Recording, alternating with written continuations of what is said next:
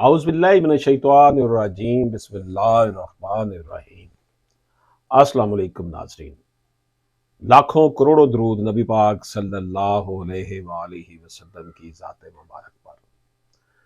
नाज़रीन इकराम, मैं अपने साथी लीगल कंसल्टेंट जनाब साहबजादा मोहम्मद अहमद रज़ा के साथ हाज़िर हूँ। नाज़रीन इकराम, आज हम बात करेंगे किस्सा असहाबे फील का।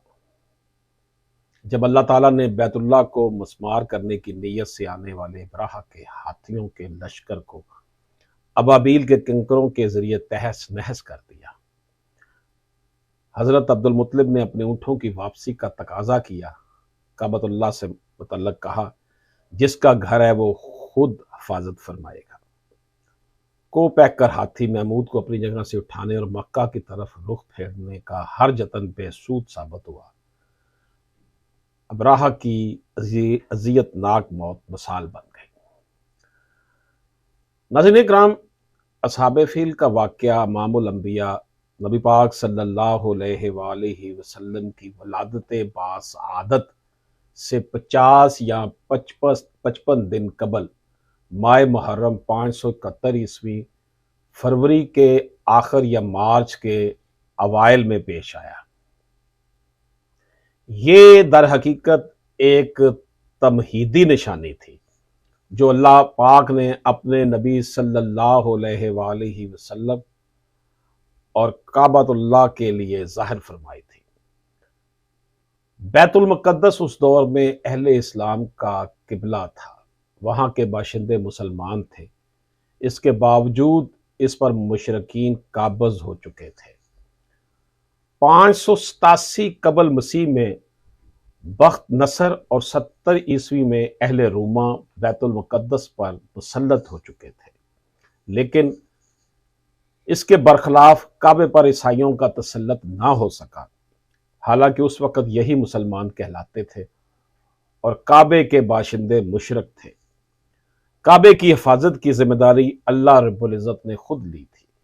यही वजह है कि बैतुल्लाह को मस्मार करने की नीयत से आने वाले कफार के लश्कर को छोटे छोटे परिंदों के जरिए किंकरों की सूरत अजाब इलाही नाजल फरमाकर तहस नहस कर दिया गया। मुहद्दिसीन ने नबी पाक सल्लल्लाहु अलैहि वसल्लम की तशरीफ आवरी से कबल इस अब इबरतनाक वाक़े को मौजज़ा अजीम करार दिया है। अल्लाह पाक ने कुरान करीम की 105वीं सूरत अल फील में इस वाक़े को मुख्तसरन बयान फरमाया है। सूरह फील मक्का मुकरमा में नाज़िल हुई। इसमें 5 आयात हैं। नाज़रीन इकराम, 525 ईस्वी की बात है जब मुल्क यमन पर यहूदी फरमानरवा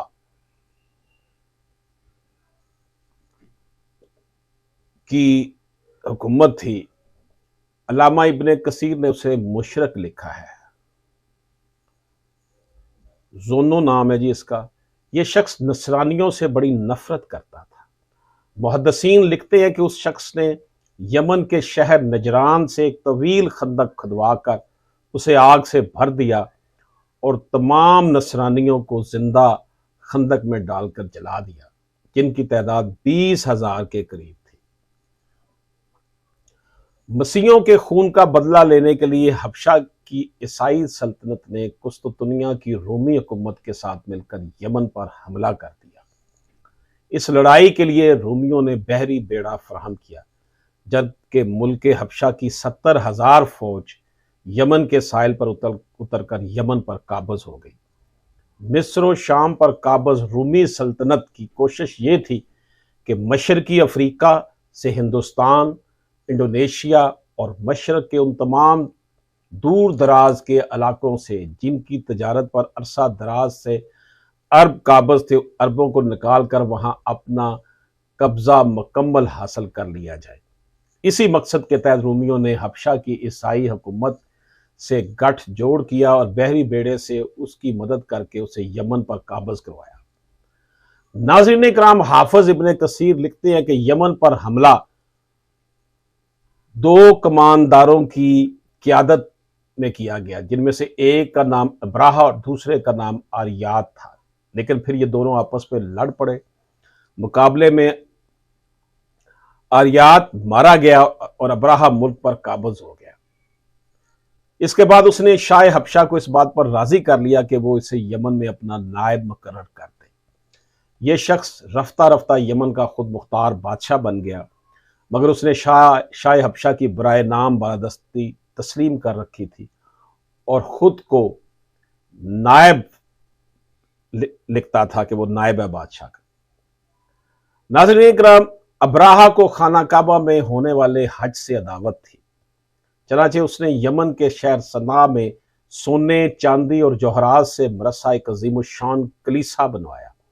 ये उस वक्त दुनिया की सबसे खूबसूरत और हसीन तरीन इमारत थी। अब्राहा ने लोगों को जबरदस्ती मजबूर किया कि वो खाना काबा जाने की बजाय इस कलीसा में इबादत करें। अरबों को जब अब्राहा की इस नापाक जसारत की इतला मिली तो इनमें गमो गुस्सा की लहर दौड़ गई। बनु कनाना के एक शख्स ने रात की तारीकी में कलीसा के अंदर जाकर इसकी दीवारों और इबादत की जगह पर नजासत मल दी। अब्राहा को जब मालूम हुआ तो वो गुस्से से पागल हो गया और उसने खाना काबा को ढाने का फैसला किया। अब्राहा ने बादशाह नजाशी से इजाजत मांगी। इसने अपने खास और को पैकर हाथी महमूद समेत 8 दीगर ताकतवर तरीन हाथियों को अब्राहा के पास भेज दिया। मकसद यह था कि बैतुल्लाह के सतूनों में लोहे की मजबूत और तवील जंजीरें बांधकर इन जंजीरों को हाथियों के गले में बांध दें और इन्हें जो है वो जमीन बोस कर दें ताकि सारा बैतुल्लाह जमीन पर आ गिरे, फौरन आ जाए। नाज़रीन इकराम, अब्राहा 60,000 फौज के एक बहुत बड़े लश्कर के साथ बैतुल्लाह शरीफ की जानब रवाना हुआ। फौजी लश्कर के आगे 9 या 12 फौजी, जो 9 या 12 कवि हैकल हाथियों का एक रेवड़ था, जिस पर माहिर तरीन तीर अंदाज सवार थे। दरमियान में शाह नजाशी के खास हाथी महमूद पर अब्राहा गुरूर तकब्बर से सरशार रेशमों कम ख्वाब के गद्दों पर बराजमान अल्लाह के घर को ढाने के लिए निकला। अहले अरब ने एक जंगजू डॉनफर की क़ियादत में अब्राहा के खिलाफ मज़ामत की, लेकिन अल्लाह ताला ने अपने घर की खुद हिफाजत फरमानी थी। दुनिया जब तक दुनिया है उस वक्त तक ये कायम दायम सिलसिला रहना था और दुनिया के लिए बातिल कुव्वतों को यह पैगाम देना था रहती दुनिया तक। चनाचे अहले अरब नाकाम हुए और डॉनफर को कैद कर लिया गया। रास्ते में कबीला मौसम के मकाम पर कबीले का सरदार नफील बिन हबीब अपने कबीले को मुकाबले पर ले आया, मगर वो भी शिकस्त खाकर गिर पड़ा और उसे गिरफ्तार कर लिया गया। कफार का यह टिड्डी दिल ताइफ के करीब पहुंचा तो ताइफ के रिहायशी कबीले सकैफ के लोगों ने इस फौज से मुकाबला न करने का फैसला किया। गर्दो गुबार का यह तूफान नहायत तेज रफ्तारी के साथ मक्का मुकरमा की जानब बढ़ रहा था। बैतुल्लाह शरीफ से 8 किलोमीटर दूर मुज़ल्फा और मना के दरमियान वादी महसर पहुंचकर अब्राहा ने पड़ाव डालने का ऐलान कर दिया। वादी महसर में एक खैमों का शहर आबाद हो गया। एक वसी और रीज़ खैमे में अब्राहा का शाही तख्त बिछा दिया गया। लश्कर के लोग जब फारग हुए तो उन्होंने देखा कि अतराफ में नहायत खूबसूरत और तवाना ऊंट चर रहे हैं। दे वर ग्रेजिंग एट दैट टाइम। ये कुरैश से मक्का के ऊंट थे। उन लोगों ने तमाम ऊंट अपने कब्जे में ले लिए। इन्हीं में 200 ऊंट रसूलुल्लाह सल्लल्लाहु अलैहि वसल्लम के जद्दे अमजद और रईस कुरैश हजरत अब्दुल मुत्तलिब के थे। नाज़रीन करम, अब्राहा ने अपने जो है वो एक सफीर हनाद को जो है वो मक्का मुकरमा में कुरैश के सरदारों के पास भेजा हनात ने मक्का में लोगों से सरदारों के बारे में दरियाफ्त किया तो सब ने हजरत अब्दुल मुतलब का बता दिया कि ये बता दिया कि ये वहां पर है। हनात हजरत अब्दुल मुतलब से मिला और इन्हें अब्राहा का पैगाम दिया कि हम यहां जंग करने नहीं आए, हमारा मकसद खाना काबा को ढाना है। अगर तुमने इसमें रुकावट नहीं डाली तो हम तुम्हें कोई नुकसान नहीं पहुंचाएंगे। इब्ने इसहाक रहमतुल्लाह अलैह लिखते हैं कि हजरत अब्दुल मुतलब ने जवाब दिया कि हम अब्राहा से जंग करने की ताकत नहीं रखते, लेकिन ये घर अल्लाह का है और अगर वो अल्लाह से जंग करना चाहता है तो करके देख ले कि फिर अल्लाह उसके साथ क्या मामला करता है। हनाद हजरत अब्दुल मुतलब को अब्राहा से मिलाने अपने साथ ले गया। अब्राहा उनके कवि, डैल डोल और वजी और रोबदार शख्सियत से बड़ा मरूब हुआ। तख्त से नीचे आकर उनका इस्तकबाल किया, उन्हें अपने साथ बिठाया और अपने तर्जुमान से कहा, इनसे पूछो ये क्या चाहते हैं। हजरत अब्दुल मुतलब ने कहा कि मैं सिर्फ ये चाहता हूं कि तुम्हारे फौजियों ने मेरे जो ऊंट अपने कब्जे में ले लिए उन्हें छोड़ दें। अब्राहा ने हैरान कुन निगाहों से हजरत अब्दुल मुतलब की तरफ देखा और गोया हुआ, ए मक्का के सरदार, जब मैंने तुम्हें पहली बार देखा तो मैं तुमसे बड़ा मरूब हुआ और मेरी नजर में तुम्हारी वक़्त और इज्जत बहुत बढ़ गई थी, लेकिन तुम्हारी इस गुफ्तगू ने इसे यकसर खत्म कर दिया है। मैं तुम्हारा काबा जो तुम्हारा दीन है ढाने आया हूं और तुम्हें इसकी फिक्र नहीं। हजरत अब्दुल मुतलब ने जवाब दिया, ए यमन के बादशाह, ऊंट मेरे हैं, मुझे इसलिए उनकी फिक्र हुई, जबकि काबा जिसका घर है वो खुद उसकी हिफाजत फरमा लेगा। सुभान अल्लाह, ये होता है ईमान। अब्राहा ने बड़े तकब्बर के साथ कहा है, रईस मक्का, आज तुम्हारा खुदा अपने घर को अब्राहा के हाथों से नहीं बचा सकता। चनाचे उसने फौरी तौर पर काबे की जानब कूच का हुक्म दे दिया। हजरत अब्दुल मुतलब उसके खैमे से निकलकर फौरी तौर पर खाना काबा तशरीफ लाए, जहां सब कबीलों के सरदार जमा थे। हजरत अब्दुल मुतलब ने इन सरदारों के साथ बैतुल्लाह की चौखट को पकड़ा और गिरिया जारी की, दुआएं की। मुशरकीन का यह मामूल था कि हर मुसीबत के वक्त वो बैतुल्लाह में रखे 360 जो बुतों को भूल कर हजरत इब्राहिम अलैहिस्सलाम के अल्लाह ही को पुकारते और उसी से मदद मांगते थे। यानी कि जब मुशरकीन को जब ज्यादा मुसीबत पड़ती थी वो बुतों से नहीं मांगते थे, बल्कि क्या करते थे, रब से ही मांगते थे। फिर मेहरबान रब उनकी दुआएं भी कबूल फरमा लेता था और उनकी हाजात पूरी फरमा लेता था। हजरत अब्दुल मुतलब को यकीन था कि इस मर्तबा भी अल्लाह ताला इन मुशरकीन से अपने घर की हिफाजत फरमाएगा। रबे काबा के हजूर गिरिया जारी के बाद हजरत अब्दुल मुतलब अपनी कौम को साथ लेकर मक्का के मुख्तलिफ पहाड़ों पर चढ़ गए। इसे नरेट किया गया है सीरत इब्ने इसाक 98 से लेकर 103 पेज पर। अब्राहा मक्के की जानब कूच का हुक्म दे चुका था। सुबह हुई तो अब्राहा के लिए खास हाथी महमूद को खुसूसी तौर पर आरास्ता किया गया। इसी असना में नफेल बिन हबीब, जिन्हें रास्ते से अब्राहा ने गिरफ्तार किया था, ये आगे बढ़े और हाथी महमूद का कान पकड़कर खरोशी में कहा, ए महमूद, तू जहां से आया वहीं सही सालम लौट जा, क्योंकि तू अल्लाह के जो है महफूज शहर में है। यह कहकर उसका कान छोड़ दिया। हाथी यह सुनते ही अपनी जगह फैल कर बैठ गया। हाथी बानों ने उसको उठाने के लाख जतन कर डाले, मगर वो टस से मस ना हुआ। उसे बड़े बड़े आहनी तीरों से मारा गया। इसकी नाक में लोहे का अंकड़ा डालकर अजियत पहुंचाई गई, लेकिन वो फिर भी खड़ा ना हुआ।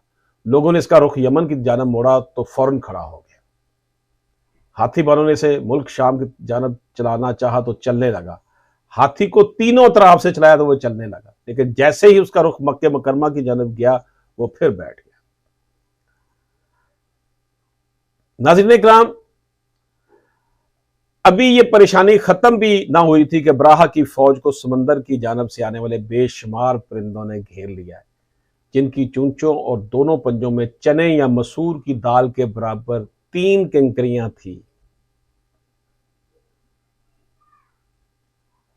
वाकदी की रिवायत में है कि ये परिंदे अजीब तरह के थे। जो इससे पहले कभी नहीं देखे गए थे। ये कबूतर से छोटे थे, उनके पंजे सुर्ख थे। परिंदों ने ये कंकरियां अब्राहा की फौज पर बरसा दी। एक एक कंकर ने वो काम किया जो रिवाल्वर की गोली भी नहीं कर सकती थी। उस वक्त तो खैर रिवाल्वर नहीं था कि कंकर जिस पर पड़ता उसके बदन को छींटता हुआ जमीन में घुस जाता। ये अजाब देखकर सब हाथी भाग खड़े हुए। लश्कर के सब लोग इस मौका पर हलाक नहीं हुए, बल्कि अतराफ के मुख्तलिफ रास्तों में भागते हुए मर मर कर गिरते चले गए। अब्राहा को चूंकि सख्त सजा देना मकसूद थी, तो ये फौरन हलाक नहीं हुआ, बल्कि जिस्म का एक एक जोड़ गल सड़ कर गिरने लगा और उसे इसी हाल में वापस यमन लाया गया। यहां तक कि दारुल हुकूमत सना पहुंचकर उसका सारा बदन टुकड़े टुकड़े होकर बह गया। अब्राहा के हाथी महमूद के साथ 2 हाथी बांध वही मक्का मुकरमा में रह गए, मगर इस तरह के दोनों अंधे और अपाहज थे।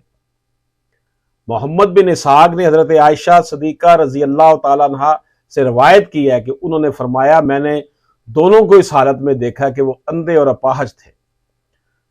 हजरत आयशा रजी अल्लाह तआला अन्हा की बहन हजरत अस्मा रजी अल्लाह तआला अन्हा ने फरमाया कि मैंने दोनों अपाहज और अंधों को भीख मांगते हुए देखा।